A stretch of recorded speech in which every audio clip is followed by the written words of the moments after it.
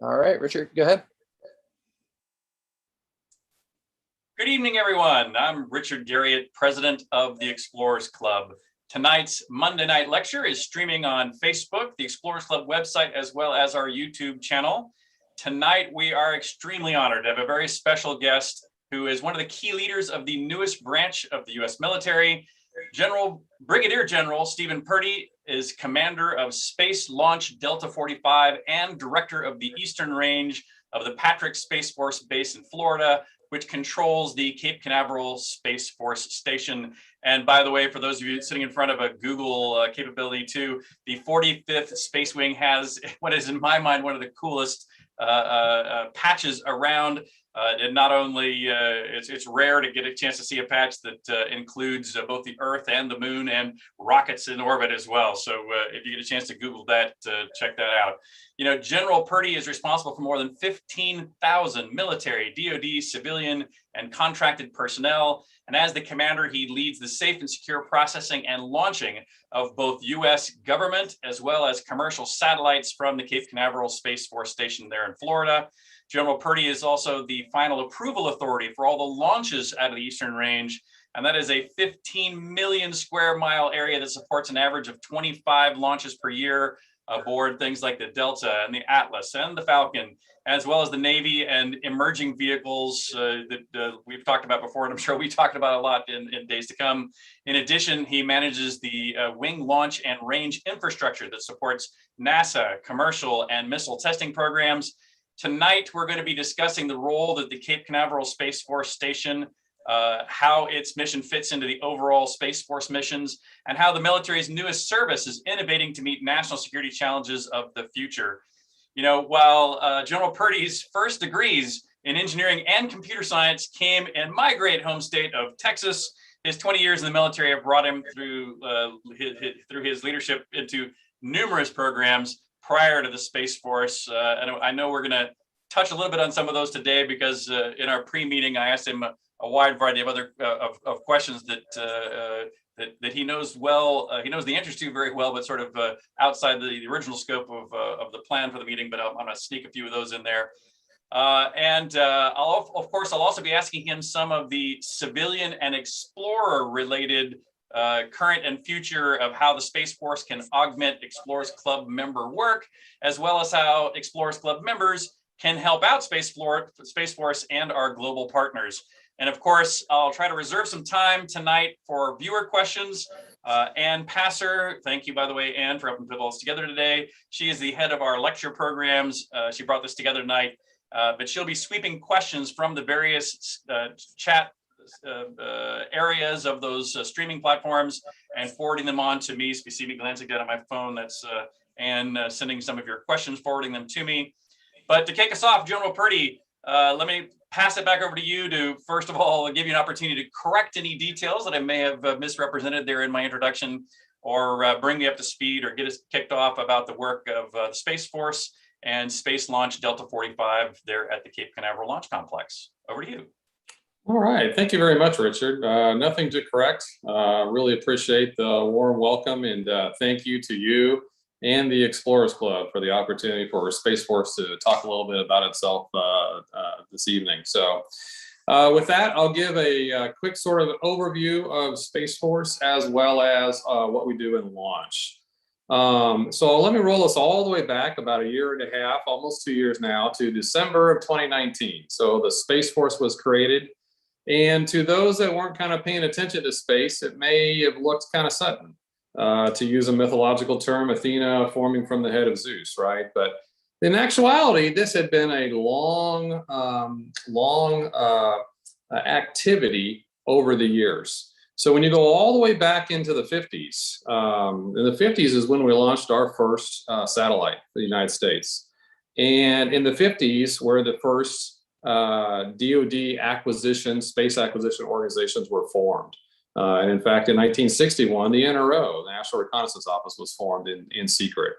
In 1982, Air Force Space Command was formed. And many people don't realize that Air Force Space Command was the major command within the Air Force, and it became United States Space Force in December 2019 at the stroke of a pen. But at that time, that was almost 40 years, and that was the oldest MAGCOM within the Air Force. Space has been around for quite some time. During that time, we've developed quite a few strong capabilities that not only the Department of Defense has depended on, but the nation, and in many ways the world. So GPS, of course, is one of the most popular and well-known, and it's so well proliferated, most people don't even understand how deeply embedded it is into society. Many people are aware of the location aspects, but not as many people are aware of the timing and the fact that credit card payments and ATM payments are many times based on that. It's so important that you don't need to take my word for it. Many other countries in the world have actually created their own versions of GPS because it's such a critical national security element to their own countries. They wanted to have an additional capability and a backup. There's missile warning, of course, which we nowadays use for spotting forest fires and helping out firefighters. There's, of course, weather and SATCOM and all sorts of other mechanisms. But over the years, as we developed those capabilities, space was perceived by the United States as a benevolent domain, as a free domain, as a non-warfighting domain. Unfortunately, that's not how real life has turned out. Right now, we have a lot of threats. At the completely unclassified level, you can go to CSIS, which is a DC-based think tank. They've produced a very nice report over the last few years, threats to space, where they list out all the different threat capabilities by many different countries across the world. But to quote from there, just several include ground-based lasers and interruptions into low Earth orbit satellites fired by nations. There are space-based satellites that have followed our intelligence satellites. They've fired projectiles. We've got other satellites that have followed international satellites or commercial satellites. Some satellites have gone against their own satellites and touched them and manipulated them. Some countries have shot down satellites. So there's a lot of actual active threats against the satellites up in orbit. Now, if you're a military in the military domain and you look at that problem, you'll think of that in terms of perhaps your domain. So if you're an army, especially in the old school army, you may think in terms of forts. In the modern army, you may think in terms of maneuver warfare, rapid maneuver and logistics. If you're naval, you may think of submarines. And so you may think of silent and single and stealthy and surprise, or you may think of carrier battle groups, large system of systems, protecting a large entity, the aircraft carrier with a lot of other supporting systems. If you're Air Force, you may think of packages, fighter and bomber packages going together and suppression of enemy air defenses ahead of time, or close air support, or a cap. So there's different ways that you can think about it, and that's what doctrine's really all about. And so it's really come time as we form Space Force to think about doctrine from a space perspective, an orbital perspective, and a uniquely space domain perspective. And in many ways, doctrine is a function of the domain and the technology you have at that particular moment. So that helps us sort of get to the Space Force and why it was created. With the last several years, we've had an enormous increase in commercial interest in space and a resulting increase in commercial launch capability. At one point, we were tracking over 100 different companies developing launch capability. Really, really fascinating, in all sorts of different ways to do a launch. When you think of launch, and let me roll back a little bit, you usually think of a couple different concepts. One, when we talk about launch, we think of three pieces. We think of the payload, which could be a satellite or astronauts. We think of the launch vehicle, which consists of its ground supporting equipment as well. And then there's also the third part, which we really don't think about too much, which is our business, which is the range. That's the protection of ground, of air, and of sea, and of clearing that space for when we do a launch. And it's really all about safety at that particular point. Safety of those individuals on the ground, and if something catastrophic should happen, safety in case there's a breakup and the parts come down. The other thing we think about in launch is it's a term of art called assured access to space. It's a little bit geeky, but it's important, and it's very important in the launch community due to history. Way back in the shuttle era, when we were first building a shuttle, it was agreed upon at the national security level that we would launch Department of Defense satellites on the shuttle. That changed, however, after the Challenger incident, unfortunately. and when we were down for a couple of years. And then in the early 90s, we had multiple launch failures in a row. And so assured access to space became, frankly, a national priority and direction at that point. And it fundamentally means that we'll have a couple of different ways into space, a couple of different technology paths, which usually means a couple of different companies using different rockets. And in the old days, that's what we needed to do. And we had to drive it from a national perspective. So when I was younger, I worked on those programs, and it was Lockheed Martin in the Atlas V and Boeing in the Delta IV. This was before ULA. And that was it. And in launch, in our range, we might have only launched 5 or 10 missions a year in that case. Nowadays, we find ourselves in a completely different situation. ULA has formed up. SpaceX has been very successful with launch, and we have multiple other launch companies in play. So as opposed to where we used to have 5 to 10, in the last 12 months, I had 280 requests to launch on this range in the last 12 months. And that was just from a couple of launch providers, ULA and SpaceX, with just a couple of others like Navy. Because of many reasons, that number got whittled down just through delays and natural timing. But our entire teams got together in the last 12 months 60 times, and we ended up launching 42 times. 42 is a huge difference from 5 to 10 just several years ago. But that's not the end. We actually tell our folks to prepare mentally, to prepare for hundreds of launches a year, to prepare for 2 to 3 a day, to prepare to be able to launch on a 6-hour call up, 6 hours, and you got to get ready to launch. And we do that internally within the launch range as we're working fast, because commercial industry is like a juggernaut steaming forth. So I mentioned all those numbers, and that was just a couple of launch companies. But here on the Cape alone, I have Blue Origin building a pad, Relativity building a pad. I have agreements with Astra to try to launch soon, to Firefly is working with Space Florida to launch. And I have half a dozen other companies, all that we've signed agreements with, that are looking to try to launch here in the next few years. So many so that we're actually running out of room. So we're working with our partners in NASA to sort of figure out how we can manage this flow. But if all of them start launching 30 to 40 a year, that is a tremendous increase just at Cape Canaveral alone. So we're doing a lot of technology and a lot of work to catch up to that point. So in order to do that, it's a lot about thinking of new ways of business. And I'll just kind of end the opening soliloquy here of I've challenged our teams to think of an airport. And because it helps us think a little differently. It helps us get out of the mindset that we're only launching a few a year. And we ask ourselves, okay, how does an airport operate? What do they do? What's the ground control? How do they work? What's the positive control that they do behind the fence? How do they manage ground control systems? How do they manage the flow? How do they manage terminals? Because in many ways, Cape Canaveral is all about providing infrastructure and services.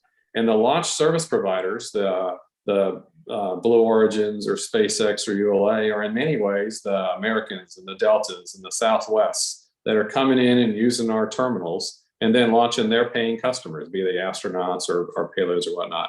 That helps us get into that rapid mindset. It helps us get away from numbers, because we don't talk about numbers, how many launches occur at an airport. We don't usually talk about that. We usually talk about infrastructure and services provided.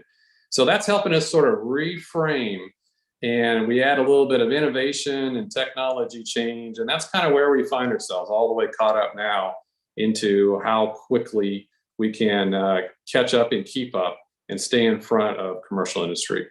So with that, hey, I want to thank the Explorers Club. Thanks, Richard, and look forward to the chat tonight. Oh, absolutely. Well, thank you, General. And you already said, I was making some notes already feverishly as you were giving me some new data also, just right there in your opening remarks.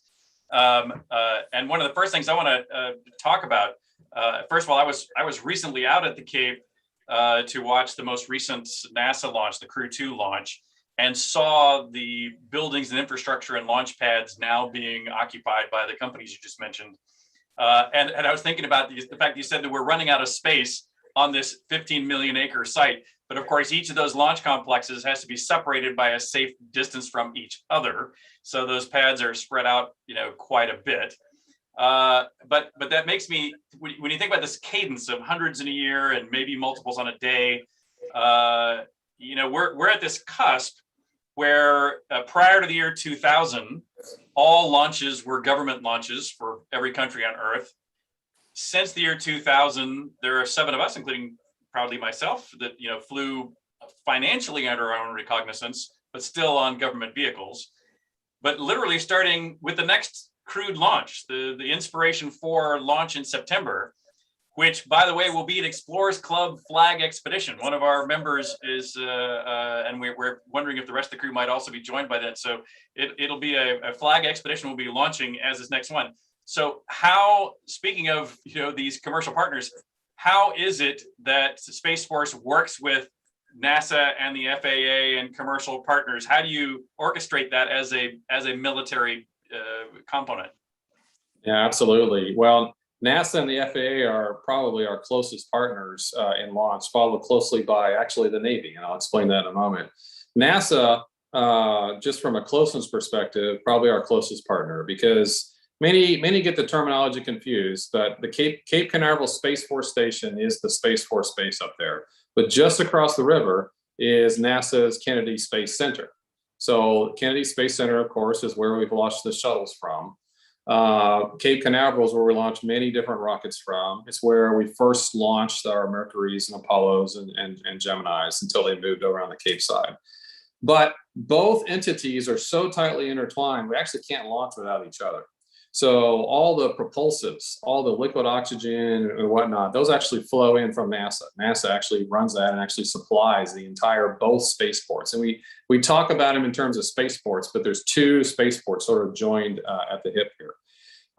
In the same way, when NASA launches, it's actually on our range. So the self-destruct mechanisms are actually managed by the Space Force personnel. And then there's a lot of additional support on the ground pieces as well.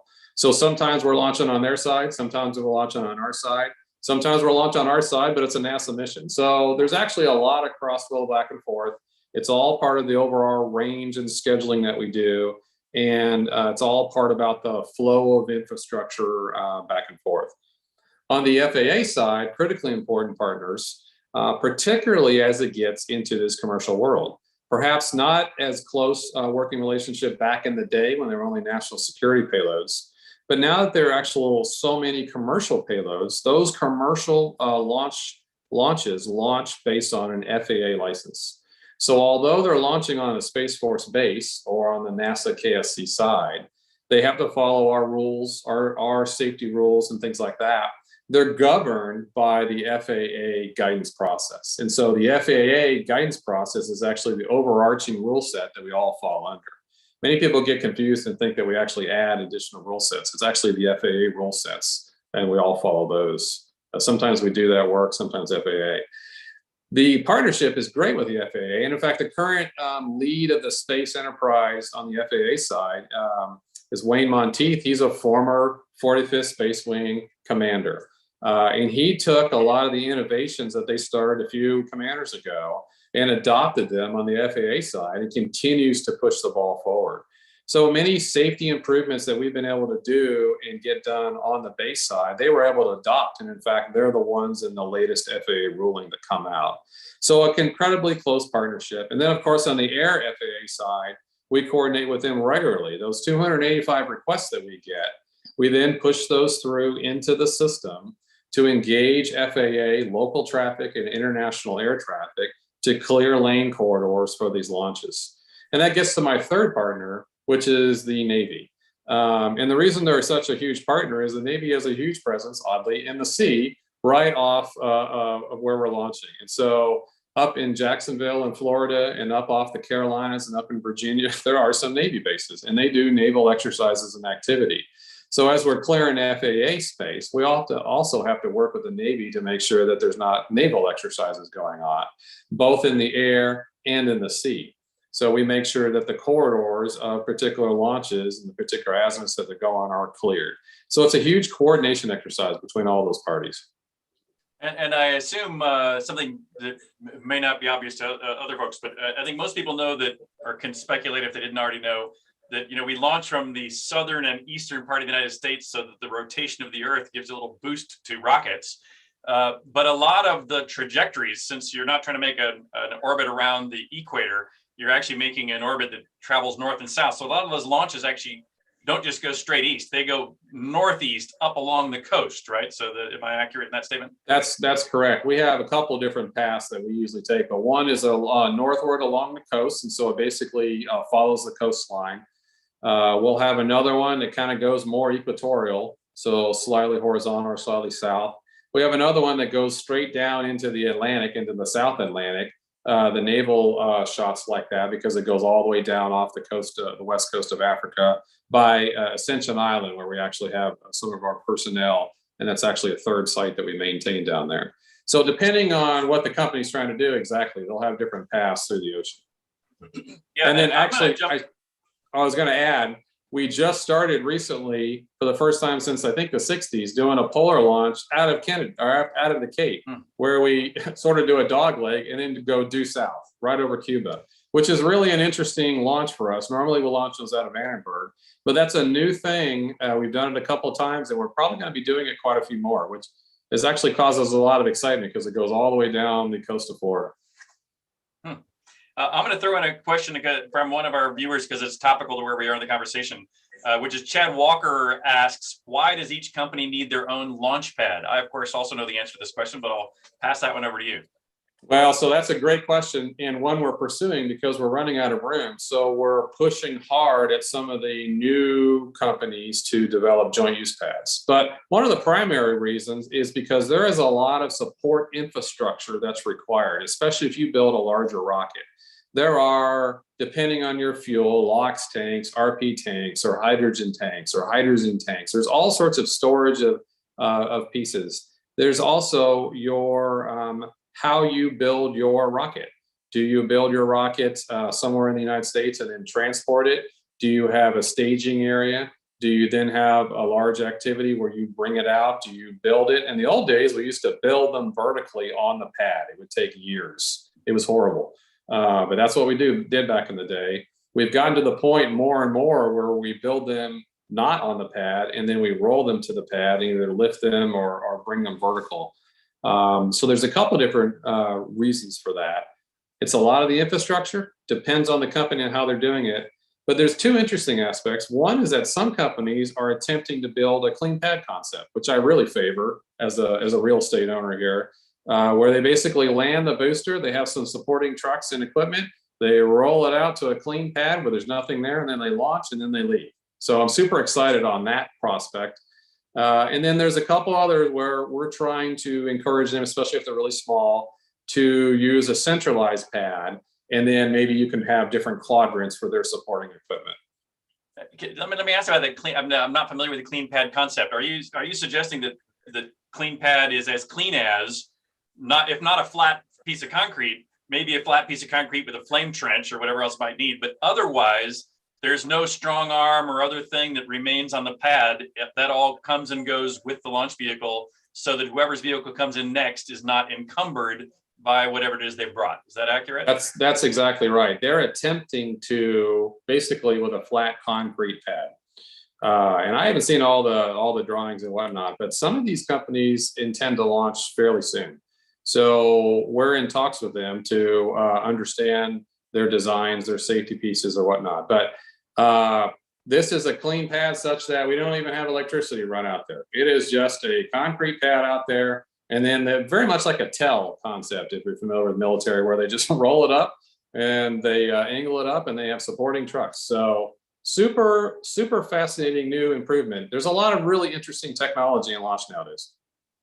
So let's talk about cadence for a second too. It's interesting. I launched on a Soyuz out of Baikonur, and one of the things the Russians very proudly were evangelizing to all of us Americans about was how on the launch pad, which was the launch pad we used was the one Garriott launched out of, and they claimed that they had launched something like 6 or 8 in a day on that same literal physical pad to when they were putting up some kind of constellation. So roll it out, hook it up, launch it, roll it out, hook it up, launch it.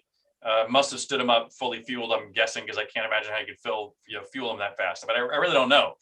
And I don't know if the story is actually apocryphal. Could be too. True too. But as you're thinking about this cadence, tell me about how, other than the air traffic control, which is one sort of problem, what about, what are the other kinds of ground management problems that kick in when you really try to do multiples in a day? Right.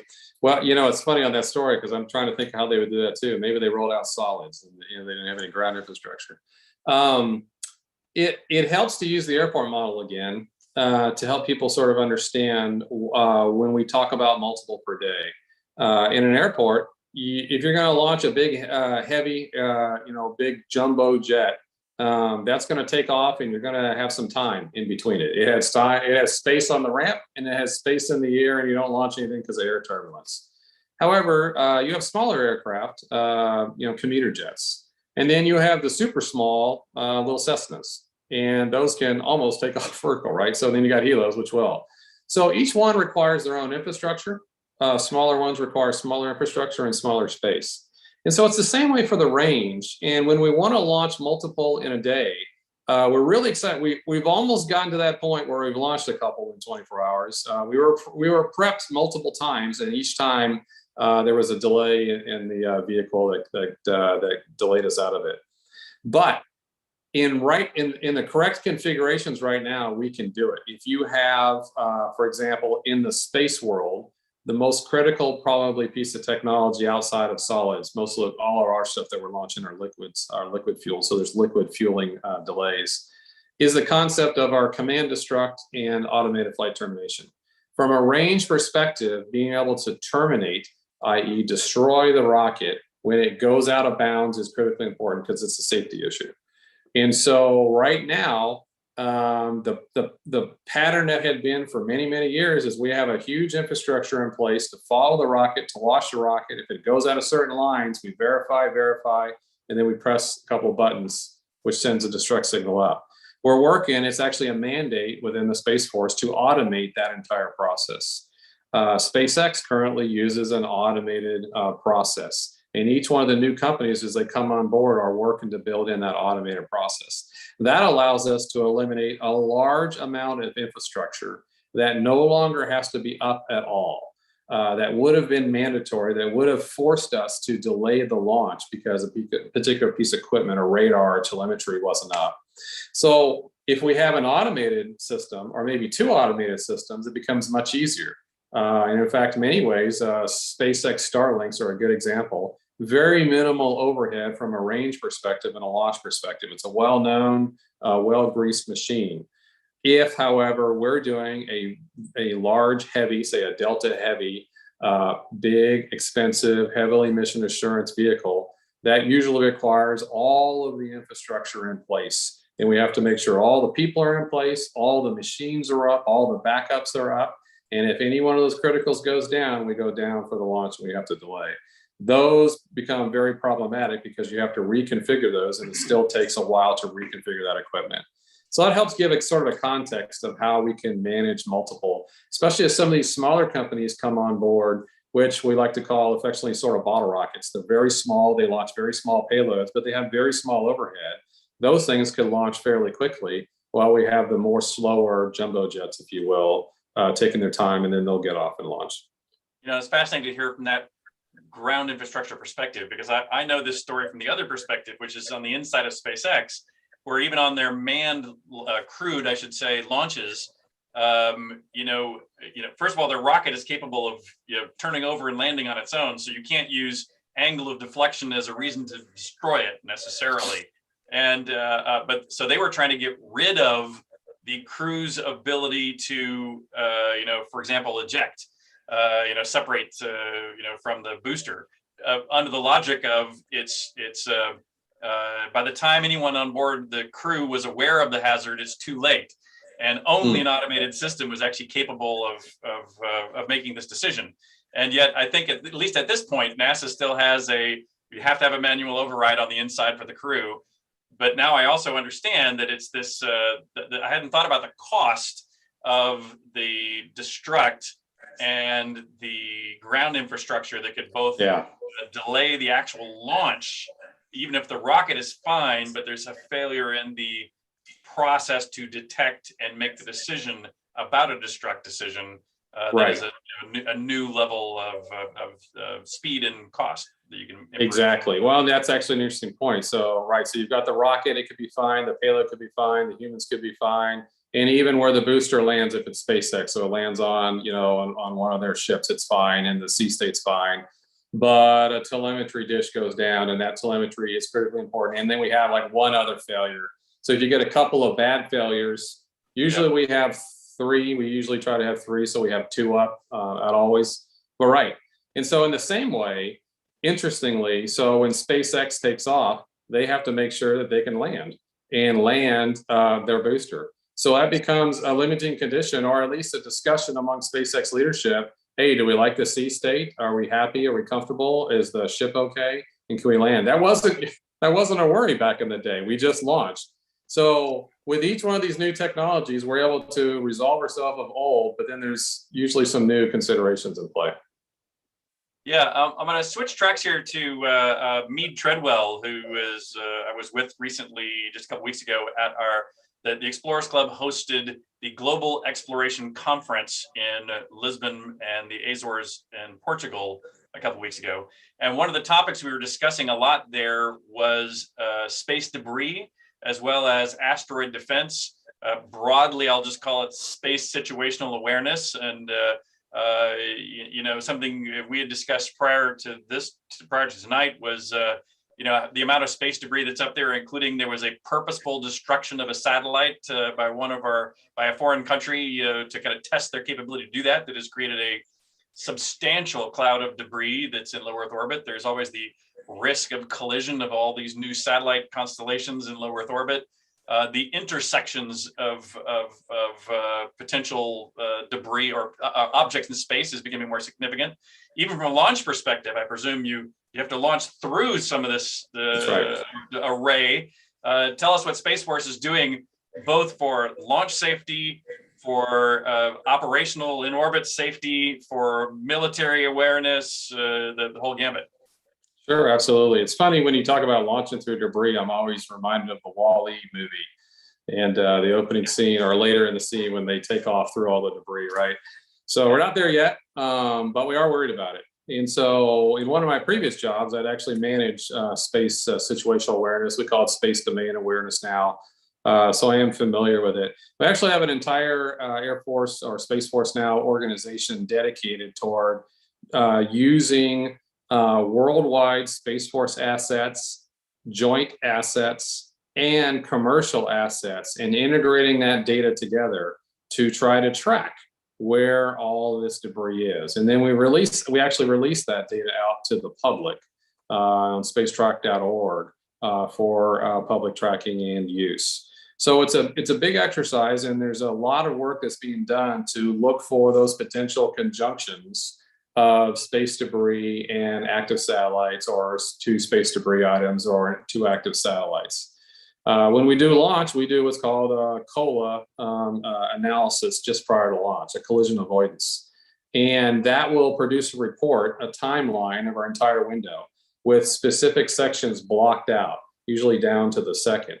And those are time periods that we cannot launch in because the danger is too great that we might actually intercept at some point during launch one of those pieces of debris. And it's actually, you mentioned the country that destroyed one of the satellites from the debris. It is very common for in each one of our launches to find a small portion of that window blocked out still by one of those pieces of debris. It's really interesting. From that specific incident. From that specific incident, right? Which shows you the issues and the danger of it. So the first name of the game is to sort of watch what's going on. Another part of that is policies and procedures that we've had in place for many years to limit that debris. So it's a national policy issue for the Department of Defense when it launches to try to limit all debris. So we go through a lot of process and a lot of extra energy and fuel to try to make sure that all of our stages get out of orbit. Or if you have satellites that are nearing the end of orbit, or if they have some kind of issue, that they get into a graveyard orbit or a parking orbit, or they lower themselves to burn in, to limit the debris. So it's a function of limiting future debris, monitoring everything that's up there, And then there's a lot of talk in the civil sector and the commercial sector about, hey, can we go, work on that problem? It's not currently a DoD mission set, but we fully support it. If folks can get up there, and especially if they can figure out a commercial means to go pull down that debris, we would be fans of it. Yeah, that's fascinating. And I got another question from our listeners. Llewellyn Toolman asks about climate change and its impact on your range. Everybody's talking about not only, probably, more severe weather systems blowing through there. Presumably, if we have a rising sea level, you're basically in a swamp, as it is out there. What is the current issues and forecasts for how climate change might affect the launch sites there? So we monitor that and we watch that. Both NASA and us are right on the coast, as you mentioned, and there are rivers. So we're on Barrier Island. So there are either sea or rivers on both sides of us. You have to go through 2 causeways in order to get to where we're at. Many of our launch sites are right on the coast. And so there has actually been effort around the base and around the launch sites to build some additional protections. There's pretty much annual efforts to reconstitute a lot of the beach lines after the storm season to build those back up. And then there's additional efforts at times to sort of buttress up some of the old launch sites in sort of a barrier kind of a capacity. Newer buildings, when they're built, it's a matter of policy to raise up their levels to get them above sort of a flood stage.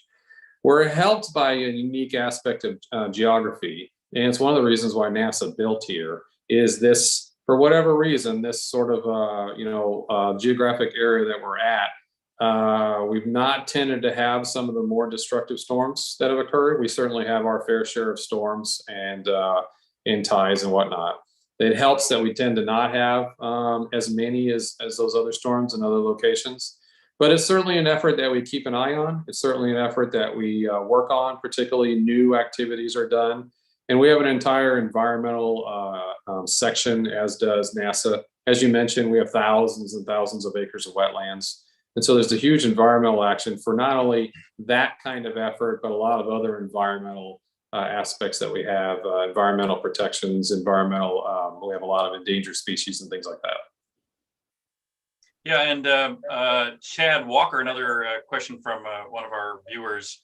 From a Space Force perspective, what sort of safeguards is Space Force putting into action to protect space from nefarious actors, and what are some of those nefarious, uses that people might be putting things to there? In addition to, you mentioned a couple there, like things that are spying on each other's satellites, things that might try to destroy the satellites. What is sort of seen as the major domains of potential nefarious action in space, and how is Space Force addressing those? So it's like any other domain, in a land domain and an air domain. If you're operating in that domain, there's a lot of ways that you could be threatened. There's physical interaction, so we would call kinetic, where someone has like shot a missile or weapon at you. There's electromagnetic, so lasers or electromagnetic warfare or whatnot. There's cyber aspects as well. And so all of those come into play. And so I mentioned those kind of threats earlier. There's physical location, physical proximity, ground-based proximity. So from a defensive act, it's actually a hot debate, and frankly, and one of the benefits of forming Space Force is to be able to peel apart a large section and to actually start driving that within our operational community and our acquisition community. It was not something that we ever thought about in the past, to be honest with you. So, for example, our weather satellites. We didn't operate the weather satellites as if they were being attacked or expect them to be attacked.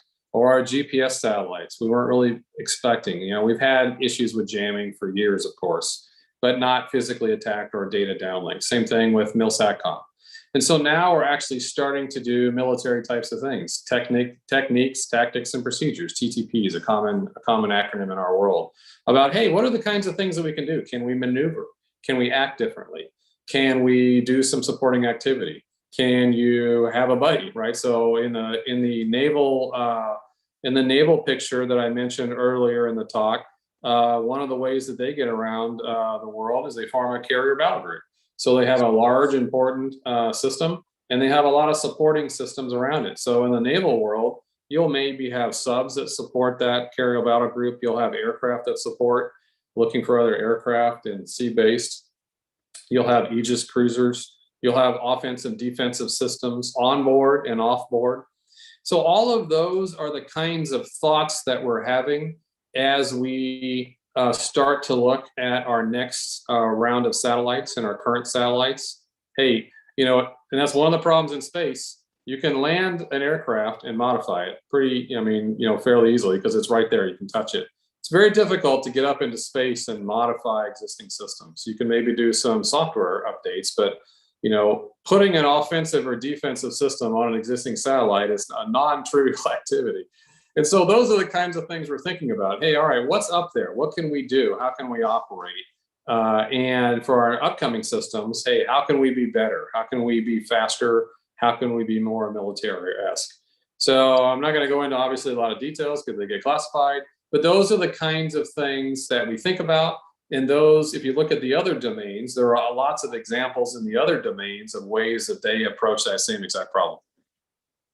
Yeah, and from an explorer's standpoint, what some of the new trends in launch or satellites.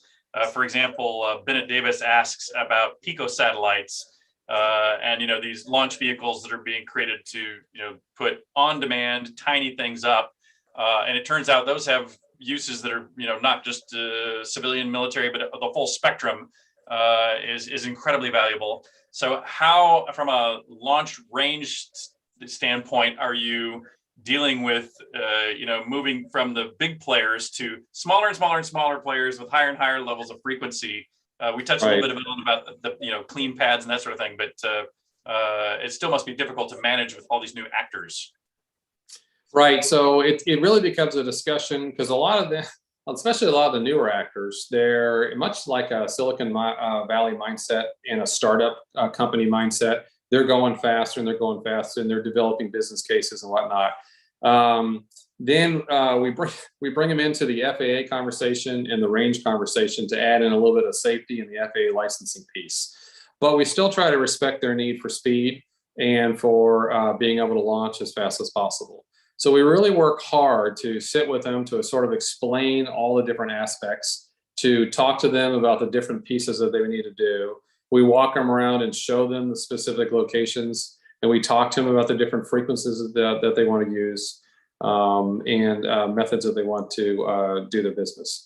A lot of times those companies will pursue other launch locations. So we're not the only launch location, of course. So this is Cape Canaveral. We're probably the biggest, probably best known, and we have the most launches. Vandenberg is another DoD range that launches DoD satellites as well. And sometimes they're more lean forward than us. For example, Firefly is getting ready to launch out of that coast, and they chose that side to launch before the Cape Canaveral. Other companies, like for example, Astra, which recently came out of the stealth mode, launched out of Kodiak. So they were trying to build their business there. Other companies have looked at Wallops, and then many states are trying to get into the business as well. So we try to work with all those different players while also focusing, obviously, on I'm over the 45th, and so that's the piece that I'm looking at. So it's a combination of working with those different players, showing them all the different ways that it can be done on the base, and allowing them to there's a little bit of choose your own path. There's some directions and guidelines you have to follow. But then it's also really adopting, and I would argue that we have, in the past we weren't, but in the last several years we have. We really try to adopt that startup company mindset of speed. Okay, what's the fastest way? How fast can we get this approval done while still doing all of our particular checks to support that commercial industry?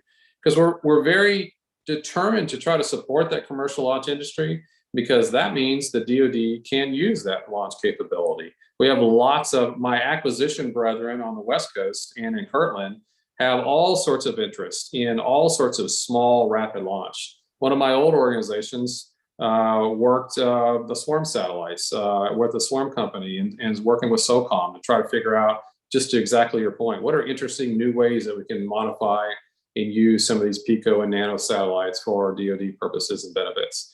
So we're really big fans of that, and we try to look for any way that we can accelerate speed, that we can think of new ways of business and rethink the old ways that we've done. So safety is a good example. Safety is critically important to us, but it doesn't mean that you can't look at the way you do safety business and ask yourself, is there a way we can do this faster or better? And in several ways we have.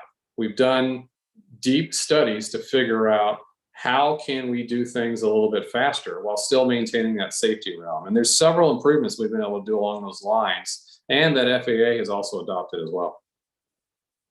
There's a kind of a bit of a personal question as much as anything else. I don't know if you're familiar with Yuri Milner's breakthrough Starshot, where he wants to send a 1 gram light sail craft like Alpha Centauri pushed by a laser beam.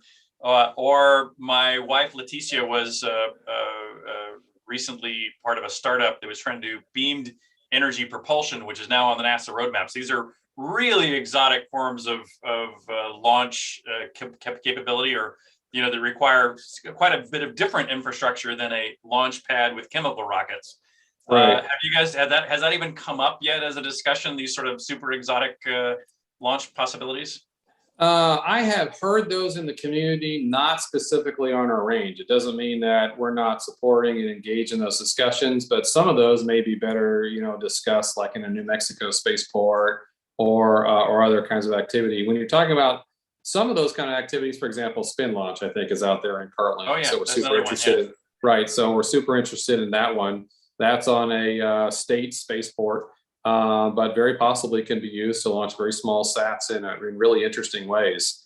And so what's really interesting is all these different companies are not necessarily copying each other. They're all doing slightly different things. And so some are 3D printing their engines, 3D printing the entire rocket.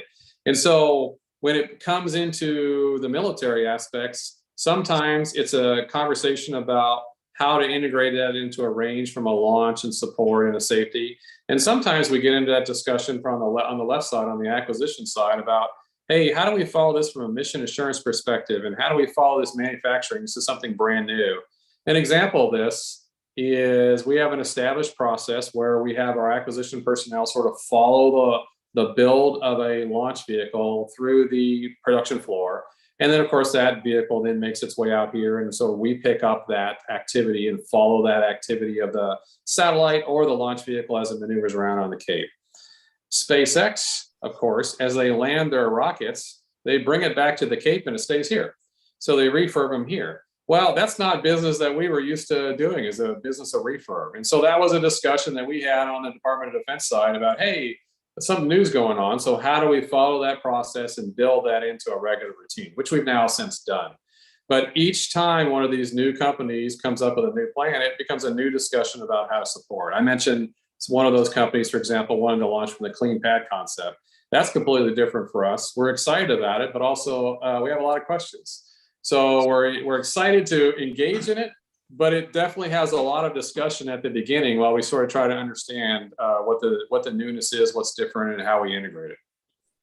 I'm going to jump. We're coming up close to the end of our time together, and I want to get in one here that people have been asking. There's a few people have asked something similar, so pardon if I don't call you out by names. And it was one that we had talked about the other day too. So I want to make sure we get this one in before we run out of time, which was the fact that even though Space Force is clearly a branch of the United States military, that a lot of the data, just like you're mentioning from GPS and others, a lot of the data that comes out of the work the military does is applicable to civilian life.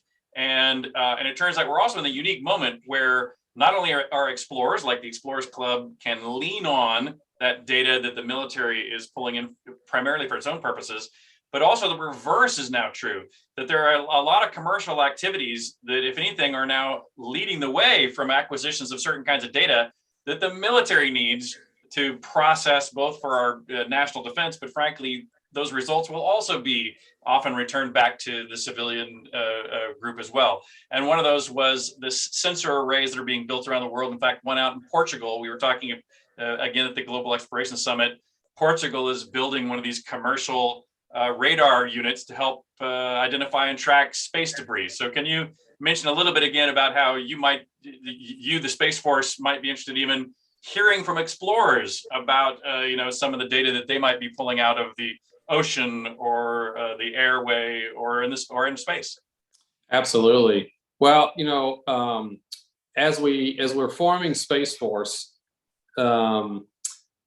dependence on commercial and leveraging commercial is a huge element, especially in the space arena. You find everywhere you look in space, there's a lot of really interesting work going on in commercial that's actually been faster than we've been able to do even in the military. We've got some great capabilities in the military, GPS and missile warning, nuclear comms and whatnot. But some of the latest and greatest technology that's out there, it's been amazing. One of the groundbreaking elements that we have that we use to start establishing relationships with commercial industry and our international partners is space domain awareness. I alluded to it earlier, but we started a process by which we're making agreements one by one with commercial companies that sell this kind of data and other sources of this kind of data. And as part of the new revolution sort of IT and of data, we have built what's called the Unified Data Library. That's a really exciting venture. That's just a few years old now, but it's already become sort of the heartblood. If you hear terms like ABMS, Advanced Battle Management System in the Air Force, or JADC2, Joint, and I'm going to lose lock on exactly what that term is. I just blanked, but that's the DoD terminology. Those concepts are all about taking every sensor that's out there and integrating all the data together. And that UDL is one of the major databases, the pieces that is the centerpiece of that. We started with space domain awareness data, so we started bringing in telescope data and radar data. Then we bring in some different characterization data from some different interesting customers that would bring in something new. And then we started branching out. We brought in some Aegis cruiser data, some cruise missile data, now some aircraft data. And more and more and more, that's becoming the centerpiece of a lot of different Department of Defense joint exercises in integrating all these pieces. Part of that is bringing in commercial data from commercial companies or other data sources. In many ways, it's all about integrating that data and then slapping AI routines and ML routines, right? Automated intelligence, machine learning on that data to constantly learn and analyze that data and build more knowledge out of that raw data. So we actually have personnel in our SPOs out west that manage this data. We'd be happy to get that information to you and for the explorers to be able to try to see if they can link up data streams. Yeah, and in fact, I'll just mention a couple of names here because we talked about this offline with you and your staff.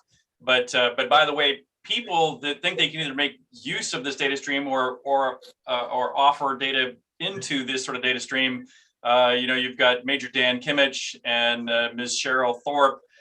They're doing a lot of this cross data, Exactly. Roll up and analysis. For any of you explorers out there that are interested in making contact with Space Force, these two individuals just named as Space Force for this. If you'll email me at president@explorers.org, we will try to get you their contact information as that might be useful to you too. And so I'm going to close out with just one more to hopefully, I think it's a pretty easy question on here too that somebody just put up here moments ago, which is how, Space Force obviously is fundamentally funded by the government.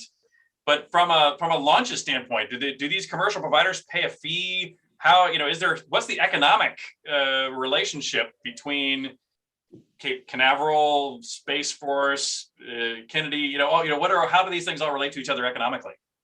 Wow, that's a hot question right now, actually. Due to the Space Commercial Act, we were able to do new things in launch. So at some point in the past, there was no commercial launch anymore, commercial activity. They all fled overseas. Through that process, we're able to actually host these commercial launch providers, these launch service providers like SpaceX and Blue Origin, Relativity, on our military base. So there's a lot of laws and agreements and a lot of legal pieces that kick in, and a lot of analysis that occurs on all that piece. The basic version is they pay direct costs, so electricity, cost of guards doing roadblocks, propulsion, fuels, those kinds of things. They pay for all of that. There's a lot of aspects that they don't pay, and that was part of national agreement to do that. And I have to channel my boss, General Raymond, at this point. General Raymond has offered that at this particular stage, when we've moved from a military base running 100% military launches and no commercial launches, to now a military base running maybe 90% commercial launches and just a few military launches. He's opined, yes, he has a complete switch, and he's opined, hey, maybe we need to look at this model, exactly right, how this is managed. There's no decision exactly how that'll work, but he's working to engage the interagency in a national debate and a national discussion about how does this work? Because we probably can't go to this nth degree where I launch 500 commercial launches on this military base and we launch 5, national security payloads.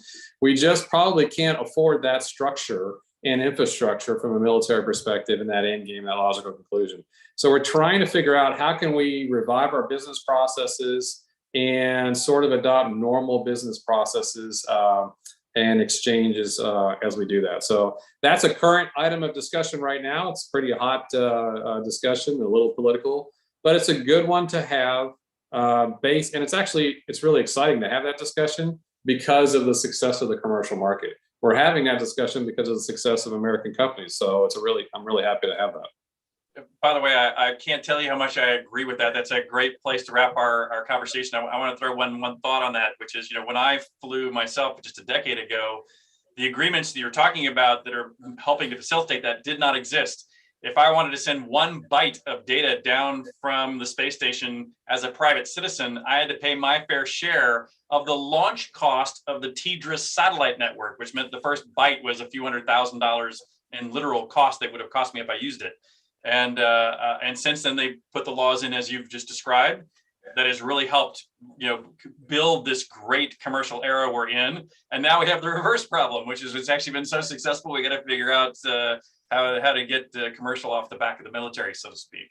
But that's really phenomenal. So again, thank you, General Purdy. That is phenomenal to hear the detail about what Space Force is doing, and especially down there along the launch coast. So first, thank you. But also, I need to do my clerical work as president, my presidential duties here as the head of the Explorers Club. Tomorrow night, we are having another meeting at 7 o'clock Eastern time. It is Far Afield, Women in Archaeology. That I hear is going to be a really big one. It's one our partner Discovery is also excited about and will be promoting. So don't miss it. We hear it's going to be great.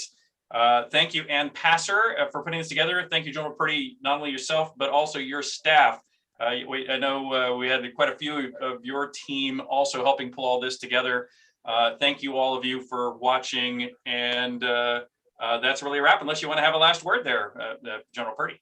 No, my thanks to you, Richard. Honestly, this has been great. Thanks to you and the Explorers Club. Thanks for what you do. It's a really awesome mission you guys have. And so really love it. And thanks for the opportunity to talk a little bit about Space Force and space launch. Oh, and the one thing we didn't talk about is Ultima. So you're really a pretty good guy in my book because you're also a gamer. And so some of the Explorers Club folks know I have a gaming background. So I'm excited. I am a gamer. Yes, sir. It's been an honor to meet you as a result. Thanks. And good night, Absolutely. everybody.